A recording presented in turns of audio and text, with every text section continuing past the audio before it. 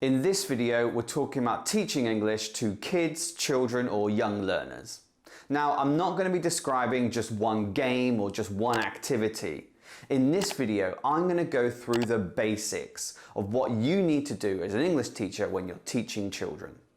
And if you can successfully put into practice everything I tell you in this video, then it's going to make the classes much more enjoyable for you and your students. So let's get started with the first point I want to touch on, which is about responsibilities. Now, I know as grown-ups, we hate having responsibilities, but kids love them, especially in the classroom. If you're not giving your students responsibilities in the classroom, then they could feel demotivated, because if they're not involved, then they're not interested. So think about everything that you do as the teacher and think about what you can delegate to your students. It could be something as simple as cleaning the board. It could be something like taking attendance or even collecting the students' course books. You could even get the students to lead a game in the classroom. When I teach young learners, we always love playing bingo to practice and review vocabulary. Bingo is a really simple game, so why do I have to lead it? So what you're going to do now as the English teacher is that you're going to make a list of everything that you do in the classroom and think about what you can delegate to your students. And it's a win-win. The more things you can delegate to your students, the more involved and the more interested and the more motivated your children are going to feel in the classroom.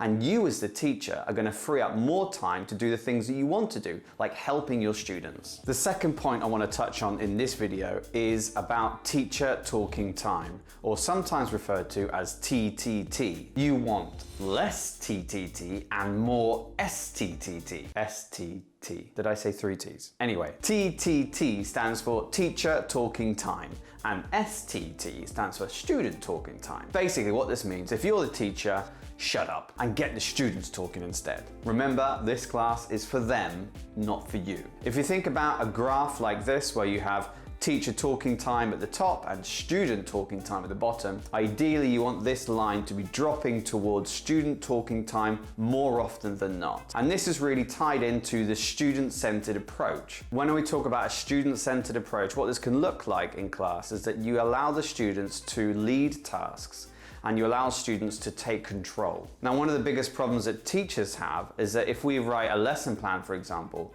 we're quite possessive of it. And we don't like deviation. We don't like that the students might take the lesson somewhere that we weren't planning for. For example, if you're introducing new vocabulary, then instead of doing a flashcard matching game on the board, have the students sitting in groups or in pairs with the flashcards in front of them and matching the vocabulary themselves. Give them an opportunity to learn about the new meanings by themselves before you as the teacher step in and give them the correct answers. You could even introduce something like a choice board. Now let's say that you as a teacher have planned for 4 or 5 tasks for this class, but you're happy that maybe 1 or 2 are not done. And then you give the students a choice of what they would like to do in today's class. Once the students have made that choice, they're then going to feel like we made a decision and we have control, or we are responsible for what we learn in this class. And again, this will improve motivation. Point number 3 I'm going to touch on is so important when you're teaching children, and this is routines. Children in general don't like change. They like things to be grounded, they like things to be repeated, they like to know what to expect in their lives or in their classroom. So that's why routines are crucial in giving your students that grounding they need to feel comfortable in the classroom. What does this mean for you as an English teacher? Well, you need to make sure that your classes start and end in the same way. When you're teaching young learners, this is really easy because you can have songs that begin and end the class. YouTube nowadays has so much to offer in terms of songs for young learners. There are songs that really can help you start the class, there are songs that can help you end the class, and these will form part of your overall routine. You can then think about routines that you can use at the beginning of the class, perhaps to practice some target language. I usually ask my students, obviously, how are you? How was the weekend?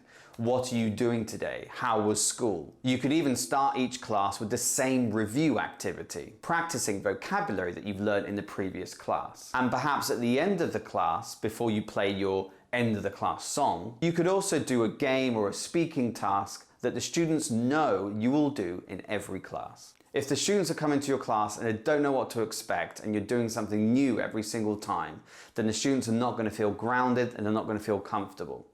Now, I'm not saying that you can't do something different in each class, but there needs to be that structure in place where, for example, the start and the end is always the same and there's always some repetition of a similar activity that the students like. Point number 4 is something that all English teachers working with children are familiar with, and this is fast finishers. Now, fast finishers is a term that describes the student that always finishes first. Now, what usually happens, and this is very typical, is that you set your students an activity, perhaps individually, and you sit back thinking, well, this activity is going to take so long. I've got all the time in the world now. I can maybe check what we're going to do next. I can maybe mark some work that they've already handed in, but no.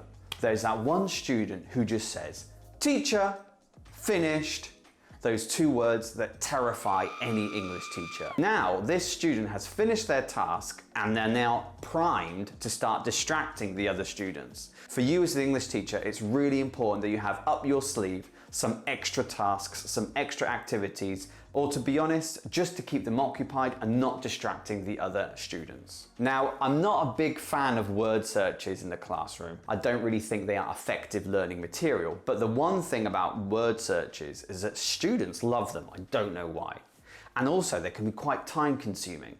So let's say you've set your students a task. You've got that one student who's finished before everyone else. Just hand them a word search with a list of vocabulary that student can then get on with, and then when everybody is done, you can then stop that student working on the word search, maybe take it back in, and then you have this now for the next time that student finishes before the other students. Being able to deal with fast finishers is a really important skill to learn, so you need to always come to the classroom as a teacher with material that you can give to fast finishers. Point number 5 we're going to look at is positive feedback or praise. Students thrive on knowing that the teacher thinks they're doing well.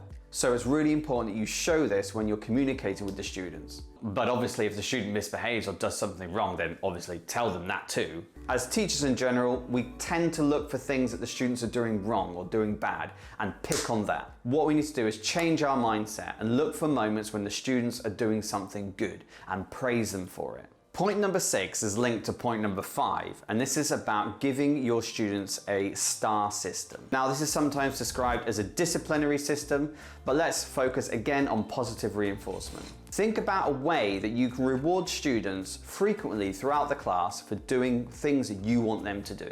One of the classic ways is a star system, so you have a small little booklet and you put stickers of stars in every time they do something well. And then when you get to the end of the term, you can count those up and share that with the parents, telling them how well that student has done in class. Nowadays, with so many options online, there are lots of ways to give your students these stars, but in a digital way. One platform that I can recommend is ClassDojo. I did make a tutorial on this video that I'm going to post right here about how to use ClassDojo with your students. The next point I want to touch on is parents. So you know all those children you have in class? Well, there are like grown-up versions of those kids that usually like hang around outside the school at the end of the day to pick them up and take them home.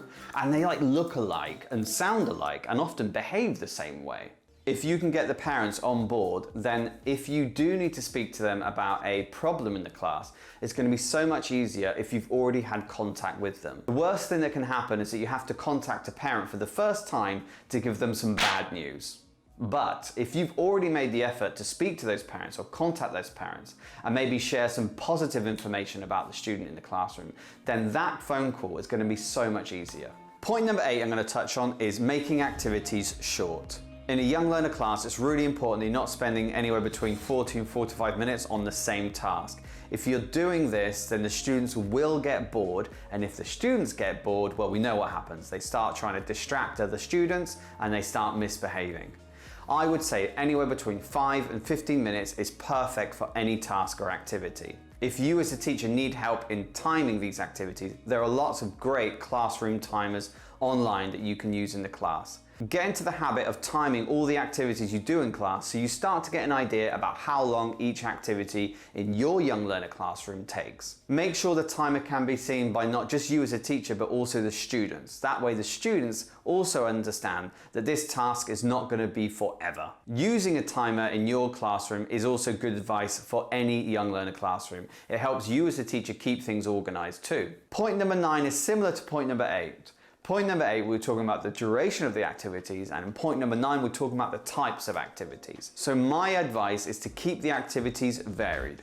Make sure you're getting your young learners to do activities that are not repetitive, because if this happens, then your students might get distracted again or might misbehave. Remember to move between writing activities, drawing activities, speaking, listening, reading. For example, with young learners, it's also really important that the activities have a physical aspect to it. So if you're doing a speaking task, maybe have the students stand up and move around the classroom. A very classic example of this is the find someone who activity. So that you ask the students to move around the class and find another student with a certain characteristic or a certain piece of information. Now with young learners, it could be something simple like find someone with blue eyes or find someone with blonde hair. If you're doing a reading task, for example, why not take the reading out of the course book, cut it up into pieces and blue tack it around the classroom so that the students have to stand up and move around to find the information that the question requires. Point number 10 is about visuals. Young learners need visuals. With adult learners, you can use definitions or paraphrase, but with young learners, it's really important to have an image or visual that reinforces what they're learning in the classroom.